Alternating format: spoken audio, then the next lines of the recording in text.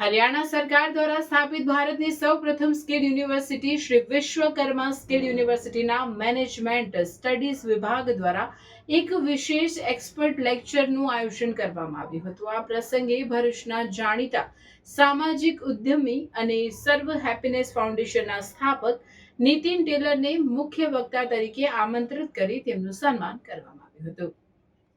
વ્યાખ્યાન દરમિયાન નીતિન ટેલરે આજના સમયમાં વધતા જતા ભ્રષ્ટાચાર અને છેતરપિંડીના કિસ્સાઓ પર ચિંતા વ્યક્ત કરી. તેમણે જણાવ્યું કે આજનો યુવાન ટૂંકા સમયમાં અબજોપતિ બનવાની ઘેલછામાં ઘણીવાર ખોટો માર્ગ પકડી લે છે. આ સંજોગોમાં મૂલ્યનિષ્ઠ શિક્ષણ અત્યંત અનિવાર્ય છે. આવા શિક્ષણથી જ સારા નાગરિકોનું નિર્માણ થાય છે, જે રાષ્ટ્રના વિકાસમાં યોગદાન આપવાની સાથે જરૂરિયાતમંદ લોકો પ્રત્યે સંવેદના પણ રાખે છે.